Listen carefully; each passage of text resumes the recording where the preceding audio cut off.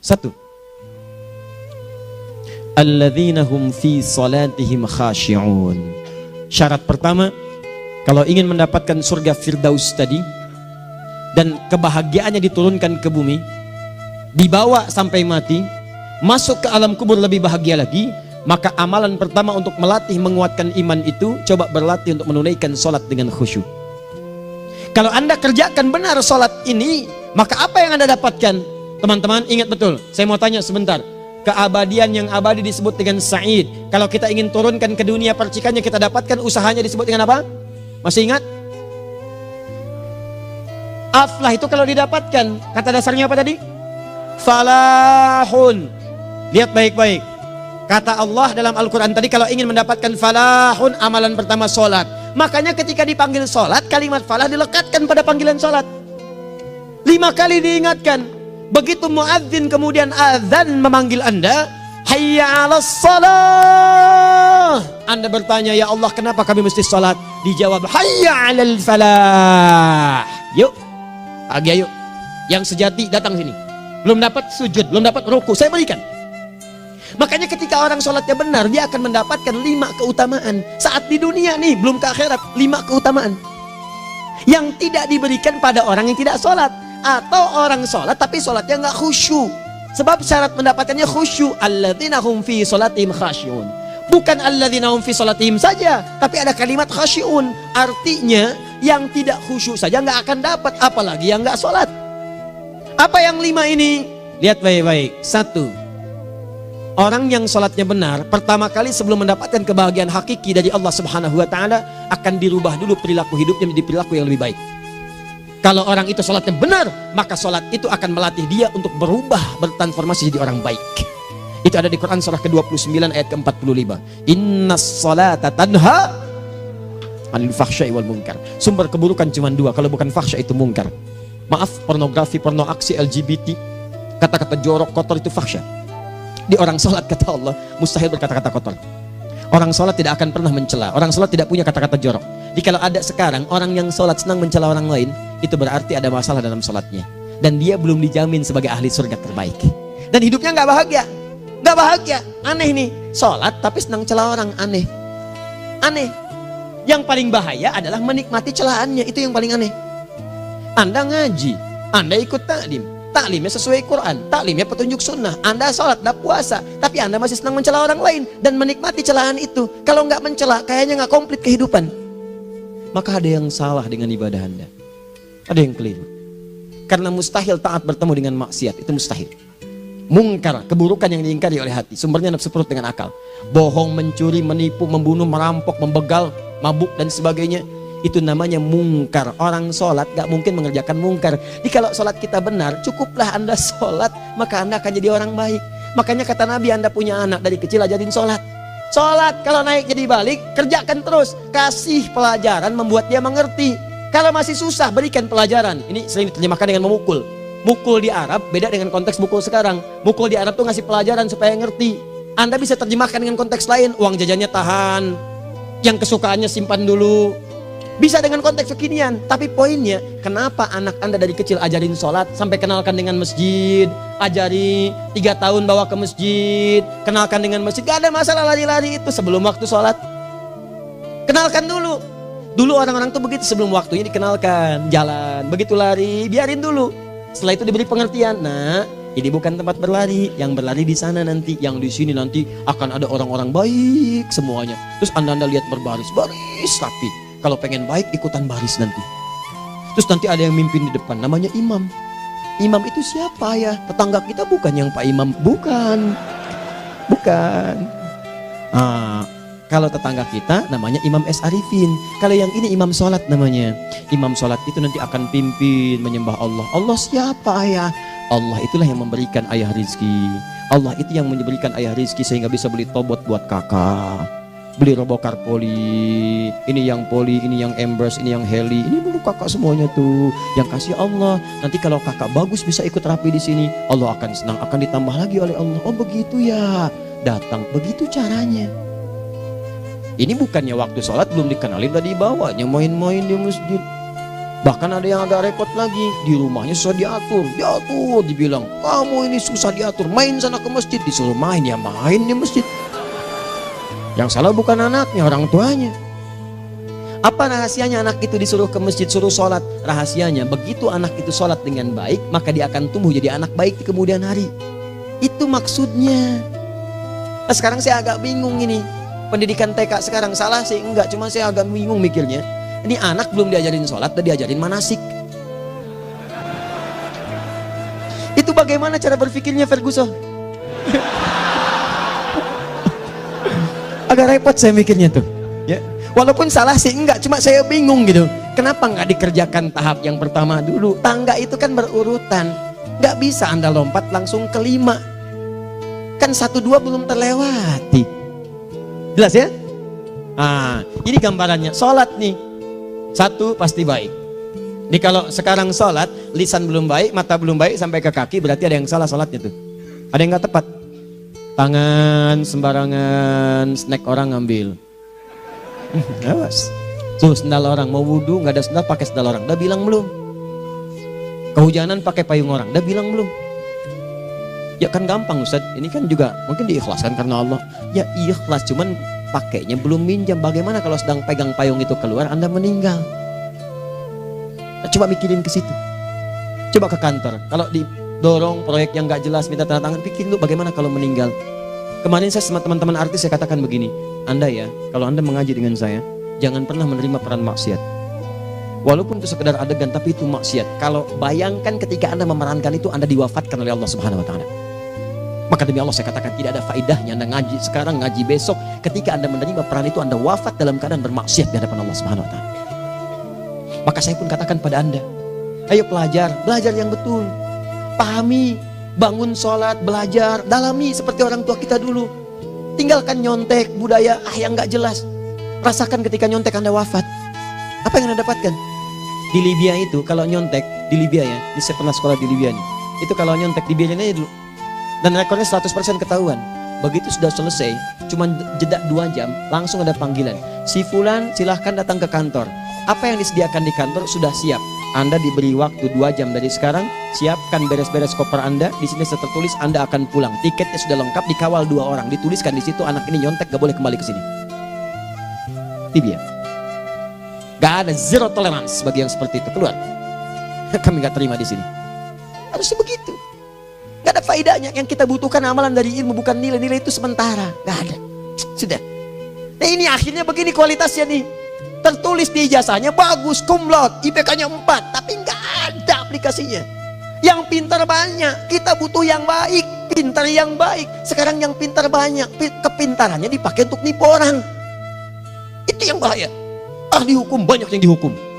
Ahli ekonomi tidak bisa mengangkat perekonomian. Apa yang salah? Apa yang salah? Ini yang jadi persoalan. Tapi dasar manusia begitu di sidang mulai pakai peci, pakai baju koko, pakai tasbih, dan pakai kerudung. Luar biasa. Nih 2. Orang kalau sholatnya benar, Allah akan berikan ketenangan dalam jiwanya. Tenang hatinya. Jangankan musibah kecil, musibah paling besar pun tenang aja dia. Tenang, dia paham rumusnya. Allahu Akbar. Turun Quran surah ke-13 ayat ke-28. Ala bidzikrillahi tatmainnul. Yakinkan pada dirimu zikir kepada Allah membuat hati tenang. Di antara turunan zikir amalannya adalah salat. Dari mana taunya? Quran surah ke-20 ayat ke-14. Innani anallahu la ilaha illa ana fa'budni wa aqimis salata li dzikri. Saya Allah, kata Allah ke Nabi Musa. Tidak ada Tuhan selain saya, sembah saya. Bagaimana menyembahmu ya Allah? Tunaikan salat sebagai zikir kepada saya, zikir. Nah, maka kalau Anda sedang tidak tenang, ayo ke masjid. Banyak zikir itu, baca Quran zikir. Quran surah 15 ayat 9. Inna nahnu nazzalna dzikra. Kami turunkan Al-Quran sebagai zikir. Jadi kalau Anda sedang baca Al-Quran, Anda sedang berzikir. Ibu kalau sedang gak tenang bu, gelisah, gak enak, gak usah mengeluh, apalagi bikin status gak karuan. Ibu wudhu, ambil mushaf baca. Begitu sedang baca ada ketenangan dalam jiwa. Berdoa, zikir. Kalau sedang gak tenang besok ada proyek, doa dulu. Doa itu memberikan ketenangan. Makanya doa disebut dengan zikir. Quran surah ke-7 ayat 205. Wadhkur rabbaka fi nafsika tadarruan wa khifatan wa dunal jahri minal qaul. Ayo berzikir, minta kepada Allah dengan segenap jiwamu, mohon dengan penuh ketawaduan. nanti ketenangan diberikan. Menghafal Quran, baca itu zikir. Quran surah ke-54 ayat 17, 22, 32, 40. Walaqad yassarnal Qur'ana lidzikri fahal min muddakir. Menyebut nama Allah, Al-Asmaul Husna itu zikir. Sedang ada persoalan, ya Allah, ya Allah, ya Allah, ya Rahman, ya Rahim, ya Malik, ya Qudus, ya Allah, ya Allah, ya Allah, ya Allah. Zikir. Dalilnya Quran surah kedua ayat 152. Fadhkuruni adzkurkum. Sebut namaku, zikir. Apapun akan mengingatmu. Gimana menyebutnya? Ditafsir di Quran surah 17. Ayat keberapa? 110. Qulid Allah awid Rahman ayyamma tad'u falahul asmaul husna. Sebut nama Allah. Itu menenteramkan pada jiwa. Sedangkan sholat gabungan dari semua zikir tadi. Bukankah dalam sholat Anda baca Al-Quran? Bukankah dalam sholat Anda menghafal Al-Quran? Bukankah dalam sholat Anda berdoa? Bukankah dalam sholat Anda istighfar? Anda mohon digabungkan semua itu. Amalan sholat menggabungkan semua jenis zikir. Masa Anda nggak tenang juga? Makanya sholat, jangankan sholat ya, tempat sholat itu yang menenangkan. Tempat sholat, tempat paling tenang di muka bumi. Kalau nggak percaya silahkan ya, Anda sebelum masuk ke Istiqomah ini, begitu Anda masuk kan perasaannya beda kan? Lain. Silahkan cek, kalau cari ketenangan datang ke masjid. Masuk, wudhu masuk, sholat 2 rakaat, tenang. Dekat kipas angin, saking tenangnya, plek ngantuk tidur. Beneran, enak. Makanya saat Ramadan kalau orang pengen cari ketenangan, lihat di perusahaan-perusahaan penuh tuh musola, pada tidur. Ya, mengamalkan hadis palsu. Ya, dia musaim ibadah, tidurnya orang puasa ibadah, hadis palsu. Nah, itu teman-teman. Itu gambarannya tiga. Orang yang salatnya khusyuk benar, itu dijamin langsung oleh Allah Subhanahu wa taala akan dimudahkan semua urusan hidupnya termasuk rezekinya. Ini yang saya katakan. Jadi saya katakan tadi, di akhirat ini, di surga, rezeki tinggal ngambil. Anda kalau benar sholatnya, itu langsung dijanjikan oleh Allah. Rezeki itu nggak perlu Anda banyak pikirkan. Ikhtiar sedikit, datang. Bahkan dari sisi yang tidak Anda duga. Apa dalilnya? Quran surah ke-65 ayat 2 dan 3. Ditafsir di Al-Baqarah ayat 2 dan 3. Wa may yattaqillaha yaj'al lahu makhraja. Ada orang yang meningkatkan takwanya kepada Allah, kami mudahkan urusan hidupnya. Setiap persoalannya diberikan jalan keluar, mudah. Solusi. Setiap ada problematika, ada solusi. Wa yarzuqhu min haitsu la yahtasib. Dan kalau dia ingin mendapatkan rezeki, bahkan kami kirimkan dari sisi yang tidak dia duga. Orang lain capek ini datang lagi, tawaran proyek datang lagi. Utsman tuh Masya Allah kayanya banyak, tapi yang paling dirindukan bukan saat mendapatkan peningkatan omsetnya, yaitu saat dia mendapatkan waktu khusus dengan Allah untuk sholat malam hari, sampai-sampainya sempat sholat tahajud sampai khatam Al-Quran. Abdurrahman bin Auf demikian, Tamim Ad-Dari demikian, sholat karena tahu sholat itu meningkatkan rizki. Karena tahu kuncinya ada di situ, Allah yang punya rizki, disebut dengan Razzaq, pemilik rizki. Maka saya harus punya hubungan dekat dengan Allah. Kalau sudah punya hubungan dekat, mau apa aja gampang. Belum minta, udah diperhatikan. Silahkan cek, Anda punya hubungan baik dengan bos Anda di kantor. Ya, sebelum Anda minta, beliau udah pikirin tuh. Telepon bendahara, dia udah ngambil belum gajinya? Belum Pak, tambahkan bonus sekian. Kenapa? Karena dia mengawasi Anda. Allah maha tahu dibandingkan dengan bos Anda. Mendekat kepada Allah, semua diperhatikan oleh Allah. Siapa orang takwa itu? Kalimat takwa pertama di Al-Quran Al-Baqarah ayat 2, amalannya ayat 3. Dzalikal kitabu la raiba fihi hudal lil. Siapa mutakin itu? Ayat 3-nya. Alladzina yu'minuna bil ghaib wa yuqimunas shalah. Di gampang, kalau pengen mudah hidupnya gampang. Biaya nggak mahal, tenaga nggak banyak, tingkatkan takwa nih. Jadi kalau hidup Anda masih susah, di kantor champion, di rumah tangga bermasalah terus, atau sebaliknya, maka boleh jadi kalau gelar Anda tinggi, harta Anda banyak, tapi selalu punya masalah. Bukan Anda kurang hebat, bukan Anda kurang kedudukan, bukan Anda kurang kaya, Anda kurang takwa. Dan yang paling dahsyat, mungkin sholat Anda belum berkualitas. 4. Orang yang sholatnya benar, khusyuk dia. Bahkan saat sholat itu kalau dia minta, maka seketika doanya akan dikabulkan. Tanpa diskusi, langsung seketika. Contoh, Quran surah ketiga ayat 38-39. Demi Allah saya katakan, Nabi Zakaria punya masalahnya pelik. Sudah berumah tangga, istrinya divonis monopos, maaf bahkan mandul. Gak mungkin punya keturunan. Maka apa yang beliau kerjakan? Secara singkat beliau sholat. Begitu sholat minta kepada Allah. Hunalika da'a Zakaria rabbah. Di mihrab itu beliau bermohon kepada Allah. Bermohonnya sambil sholat. Qala rabbi habli min ladunka dzurriyyatan thayyibah innaka sami'ud du'a. Ya Allah, mereka katakan saya nggak mungkin punya keturunan. Sekarang saya ingin katakan, ya Allah, saya hanya minta darimu saja, saya nggak akan dengarkan mereka. Ya Allah, mohon Engkau maha mendengar, ya Allah. Maha mendengar doa saya. Kalau kepada yang maha mendengar aja nggak mengabulkan, kepada siapa lagi saya mesti minta? Apa yang terjadi? Fanadatul malaikatu wa huwa qa'imun yusalli fil mihrab. turun malaikat mengabarkan, sedangkan beliau masih sholat, belum selesai dalam sholatnya. Sholat khusyuk itu belum selesai sholat aja dikabulkan, doa sudah turun. Sholatnya belum selesai, doa sudah dikabulkan. Annallaha yubashshiruka bi Yahya. Allah kasih kabar gembira, doa kamu didengar, dikabulkan, kamu akan punya anak, namanya langsung dari Allah Yahya, artinya hidup yang mustahil menurut manusia. Lahir seorang dari rahim perempuan yang menepus dan mandul, bayi yang hidup, kata Allah nggak ada yang mustahil bagiku, jadi dan jadi dia. Berita baiknya, Nabi Zakaria sholat dikabulkan. Umat Nabi Muhammad sebelum sholat sudah ditunggu oleh Allah, mau minta apa aku kabulkan sekarang. Hadisnya qudsi, saya bacakan. Hadatsana qala Rasulullah sallallahu alaihi wasallam, qala Allah azza wa jalla, qasamtu shalah baini wa baina abdi. Kata Allah, saya bagi dua ya salat antara aku dengan hambaku. Wali abdi ma sa'ala. Kalau hambaku benar salatnya, aku berikan apapun yang dia minta sekarang. Idza qala al-abdu alhamdulillahi rabbil alamin. Bagian pertama, kalau hamba benar membaca Al-Fatihahnya dari alhamdulillahi rabbil alamin, kalau Allah azza wa jalla dijawab oleh Allah, hamadani abdi, hambaku sedang memujiku. Wa idza qala ar-rahmanir rahim, jika hambaku berkata ar-rahmanir rahim, qala Allah azza wa jalla asna alayya abdi, hambaku sedang menyanjungku. Wa idza qala maliki yaumiddin, qala Allah azza wa jalla majjadani abdi, kalau hambaku mengatakan maliki yaumiddin, kata Allah hambaku sedang mengagungkanku. Perhatikan sekarang. Wa idza qala al-'abdu iyyaka na'budu wa iyyaka nasta'in, jika hambaku berkata sekarang, ya Allah, kami sekarang ibadah, salat menyembahmu, dan kami sekarang sedang punya masalah, kami hanya minta tolong kepadamu ya Rabb. Apa jawabannya? Beda dengan sebelumnya. Kata Allah, hadza baini wa baina abdi, inilah perjanjian antara aku dengan hambaku. Wali abdi, kalau hambaku benar khusyuk salatnya sampai detik ini, baru sampai Al-Fatihah itu pun belum tuntas, baru sampai Al-Fatihah itu pun belum tuntas. Kalau benar bacaannya betul, salatnya dari takbir sampai dengan selesainya, sampai ayat itu iyyaka na'budu wa iyyaka nasta'in, kata Allah, masalah apapun yang dia minta sekarang aku akan kabulkan. Besok saya kasih rahasia yang di KBP. Ada awal pembuka di awal sebelum Al-Fatihah yang kalau Anda benar bacanya itu pengantar kepada pengabulan doa di Al-Fatihah. Apa itu? Besok.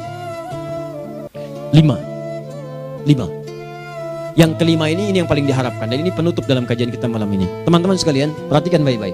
Jika Anda benar mengerjakannya, maka Allah akan jamin langsung Anda akan mendapatkan kesuksesan dan kebahagiaan di semua aktivitas Anda. Kalau jadi suami yang sukses, rumah tangga yang bahagia. Kalau jadi pegawai yang sukses, dan di kantor bahagia. Masih ingat? Kesuksesan yang menghadirkan kebahagiaan, konteksnya dunia disebut dengan falah, dipegang disebut dengan aflah. Dikembalikan lagi ke atas, ke surah ke-23 ayat 1 dan 2. Qad aflahal mu'minun. Apa amalannya? Alladzina hum fi salatihim khashi'un. Persoalannya, kalau Anda salat belum mendapatkan satu di antara 5 ini, apa masalahnya? Pertama masalahnya, kata Al-Quran, boleh jadi yang salat itu belum khusyuk.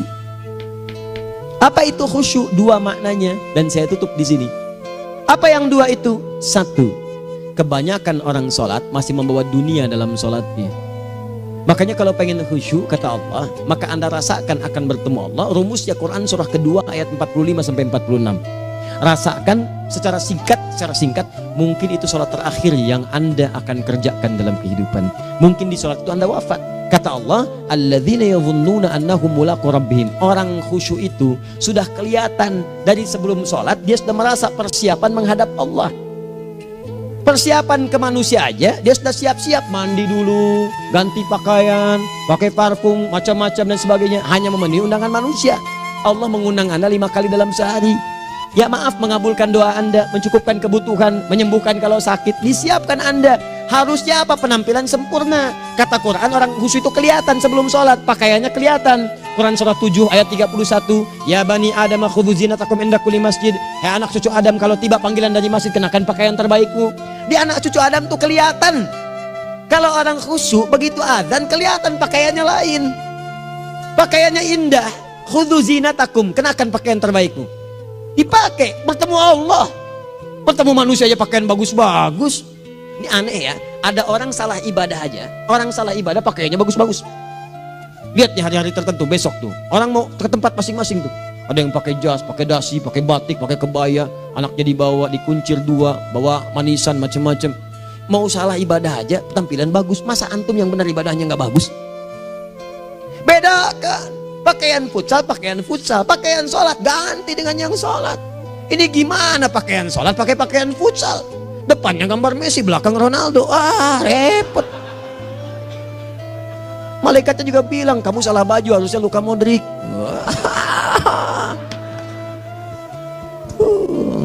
Apalah saya.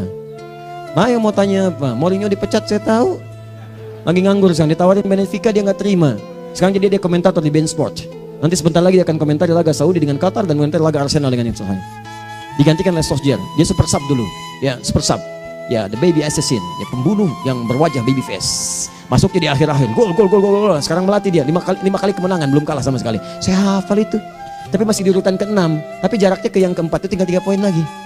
Hafal saya. Liverpool tahu cuma 4 poin sekarang bedanya, kemarin 7 kalah 2-1 sama Manchester City. Walaupun banyak analisis yang menyebutkan mungkin itu diberikan saja gitu kan, karena ada yang lain-lain. Hafal kedua Manchester City. Hafal saya. Ayo mau tanya apa lagi? Tottenham Hotspur ke bawahnya, ada Chelsea, ada Arsenal, baru kemudian Manchester United.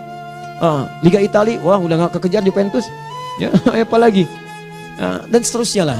Gak ada ujungnya bahas yang begituan. Jelas ya? Maksud saya, Anda tanya itu saya jawab. Tapi tidak menghilangkan ibadah kita yang lain. Dan apa ruginya? Ya tahajud dah. Apa yang bisa dikerjakan besok, lihat besok. Ya kan tahajud kan bisa besok. Ada orang tahajud jam 10 pagi? Gak ada. Lebih baik Anda kerjakan malam tahajud. Yang tidak bisa dilihat malam bisa dilihat besok. Cara berpikirnya bagaimana kalau besok meninggal, gak kesampaian teman-teman sekalian, gak kesampaian. Nah maka dari itu, Anda kalau mau ada panggilan sholat, siap-siap baju yang bagus, itu sempurnakan. Anda panggilan orang mandi, panggilan Allah, buka Quran surah 5 ayat 6, sempurnakan wudhu. Ya ayyuhalladzina amanu idza qumtum ila shalah faghsilu wujuhakum, wudhu yang baik, berpakaian yang rapi. Kenapa? Karena boleh jadi saat dipanggil Anda wafat saat itu. Maka wafat Anda dalam keadaan yang suci, dengan keadaan tobat, dengan pakaian terindah pada saat itu. Yang kedua, maaf, orang-orang kurang khusyuk itu saya tutup. Yang kedua itu karena kebanyakan orang sholat tidak paham, tidak mengerti apa yang dibaca dan dilakukan dalam sholatnya.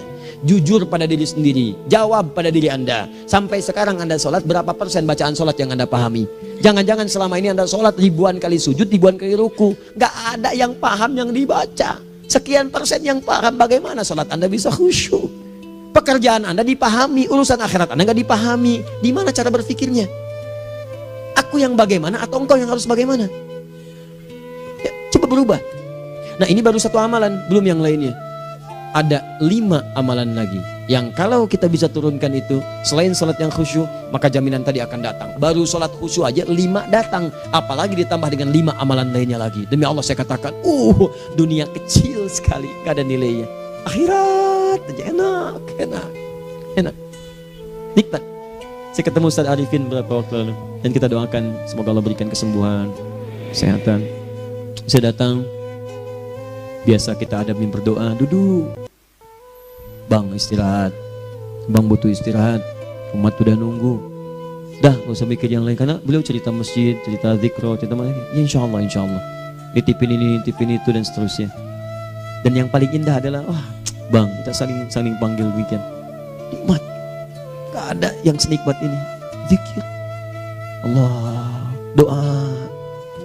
Nah bayangkan sakit tapi masih nikmat gitu. Nikmat. Iya bang, saya paham. Istirahat dulu. Banyakkan nanti orang jengkuk. Saya pamit dulu ya, supaya bisa istirahat, supaya tenang. Lama kita pegangan tangan, ngobrol, saling mendoakan. Itu nikmat. Dan cara berpikirnya kalau sudah pakai iman, semua nikmat. Ada uang nikmat, gak ada uang nikmat, sakit nikmat. Karena cara berpikirnya lain. Nanti kita bertemu lagi, saya terangkan pada Anda. Dan saya contohkan satu kisah. Bahkan ketika ada orang yang diuji Allah dengan ujian yang sangat luar biasa, yang menurut sementara orang itu ujian sangat luar biasa menggetarkan jiwanya dan susah untuk bertahan, tapi orang ini nikmat saja menjalaninya. Nikmat. Ada yang di rumah tangga, ada yang di macam-macam. Contohnya banyak. Satu contoh saya berikan di malam ini. Sekali suami istri, wah luar biasa. Istrinya itu cerewetnya Pak, bukan cuma cerewet, ngeselin bagi suaminya. Maaf Bu ya, bukan ibu maksudnya. Jadi semua yang dikerjakan suami salah. Pengen mangga, ayah kalau kita sekarang dibeli mangga. Kenapa mangga yang ini? Saya pengennya mangga yang lain. Belikan mangga. Kenapa beli mangga aja? Jeruknya mana? Jeruk. Semua. Pokoknya semua yang kerjakan suami salah. Tapi suami tidak pernah mengeluh. Ini kerjakan, itu kerjakan. Satu kali, perhatikan cara memandangnya. Ketika iman sudah masuk ke dalam jiwa. Kata temannya, akhi, istri kamu ini begini, nyusahin kamu. Kenapa kamu gak cari yang lain? Kan gampang ada syariat. Udah pisahin aja, cari yang lain. Kamu tenang ibadah. Apa jawabannya? Hei, Allah sudah turunkan surga ke saya lewat dia. Kenapa kamu meminta saya untuk menjauhinya dan meninggalkan surga saya? Ini cara melihat dia. Bukankah ketika ada berbagai keluhan saya sabar? Bukankah sabar mendekatkan saya ke surga? Allah kirimkan tipikal istri seperti ini supaya mendekatkan saya ke surga. Dengan itu kan saya banyak pahala. Saya sabar, pahala banyak. Sudah Allah berikan pahala kepada saya. Kamu malah nyuruh saya untuk berpisah dengan pahala itu. Perhatikan cara berpikirnya. Indah. Kalau rumah tangga seperti ini semuanya enak. Suaminya biasa-biasa, istrinya cantik, luar biasa. Begitu berdandan kelihatan kata suaminya, Masya Allah, wajahnya tak berpaling, mata tak berkedip. Kata istrinya, ya zauji madzabik, sayang kamu kenapa? Wallahi syakiran lillah bihadari, demi Allah aku bersyukur mendapatkan istri secantik kamu. Kata istrinya, nahnu fil jannah zauji, kita berdua di surga. Kata suaminya, kok bisa begitu jawabanmu? Iya, kamu bersyukur dengan keadaanku, aku bersabar dengan keadaanmu. Catat. Bukankah orang syukur dan sabar di surga? Tuh lihat canda-canda orang-orang soleh itu begitu. Nikmat ketawa walaupun nyelekit di hati. Cuman bawaannya enak gitu. Nah, nanti itu ada tuh, nanti saya turunin tuh. Yang di rumah tangga, yang ini, yang itu nanti. Kapan? Pertemuan berikutnya. Ya, jadi kita cukupkan dulu di malam ini apa yang kita pelajari supaya nanti nggak terlampau banyak kita dapat materi. Cuma sayang sedikit mengamalkan. Saya sudah tuangkan di sini. Banyak saya tuliskan termasuk di keluarga, di macam-macam. Ini saya tulis tapi silahkan Anda baca. Kalau ada manfaat silahkan dapatkan. Kalau ada yang kurang silahkan sampaikan untuk dikoreksi. Semoga Allah muliakan kita semua insya Allah. Sekali lagi, perbaiki hidup. Jangan banyak mainnya. Dan sudah, jangan banyak membuang dengan yang sia-sia apapun yang dihadapi. Sekali lagi, tolong jaga kondusivitas, bantu negara kita, ketertiban, keamanan. Kalau saya menyampaikan sesuatu ada singgungan dengan yang kekinian, itu maksudnya koreksi masukan-masukan supaya diperbaiki. Tapi tetap dalam urusan pemilihan kita punya pilihan masing-masing yang tidak boleh dipaksakan. Jelas ya? Baik, jadi ya saya sampaikan sekali lagi. Pertama, pilih mana? Anda dipaksa harus ikut, atau yang kedua kita bebas memilih sesuai. Dah. Sudah ya. Jadi kita akhiri, subhanakallahumma bihamdika asyhadu an la ilaha illa anta astaghfiruka wa atubu ilaik. Wa akhiru da'wan alhamdulillahirabbil alamin. Berjumpa besok sesi terakhir fikih ikhtilaf di Masjid Ar-Rahman Kota Baru Parahyangan. Assalamualaikum warahmatullahi wabarakatuh.